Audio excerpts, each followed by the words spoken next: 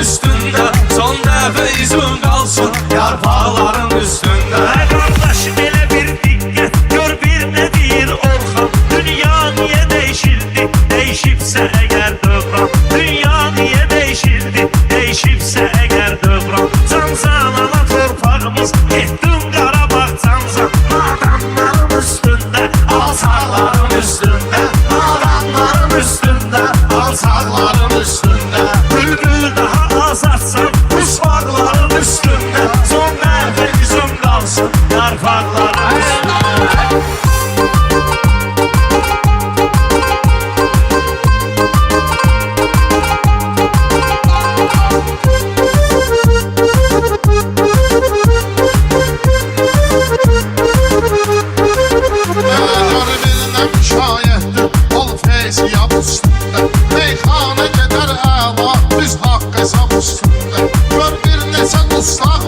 Bizdən hicab üstündə, biz laf keçərik candan yaşmaqların üstündə. Biz laf keçərik candan yaşmaqların üstündə. Bülbül daha azadsan, uçmaqların üstündə, son dəfə izin qalsın yarpaqların üstündə. Şeytanına fərgardı, hər fitnəni törətsin. Şair deyilən bir söz, aləmləri titrətsin. Zəhradan əmanətdir, müşbaqda hicab getsin. Arsızların üstündə, çılpaqların üstündə, arsızların üstündə, çılpaqların üstündə.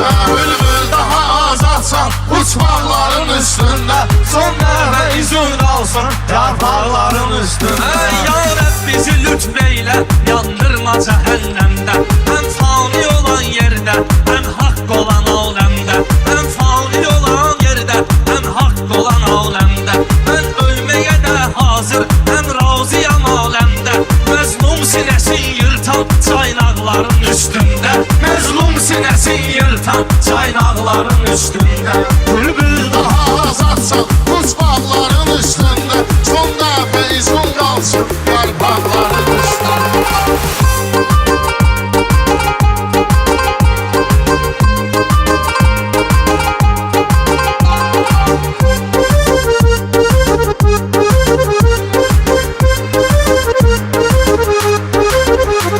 İnsan özü məhbusdur, dünya evi məhbəsdir.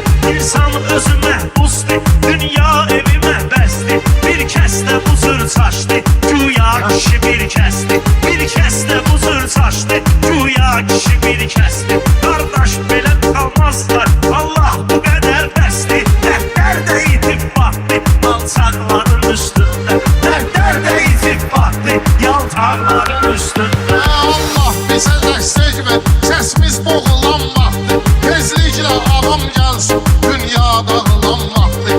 Bir cüt əli övladı, məzlum doğulan vaxtı, Peyğəmbərim ağlardı, qundaqların üstündə.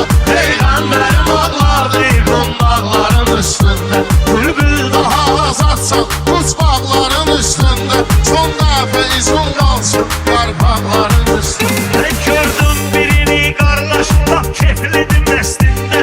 İnsanlığı görünürdü insanlara qəstində. Sormaşdılar altında, Evrosu da üstündə. Saxlaya bilmirlər əxlaqların üstündə. Gəl saxlaya bilmirlər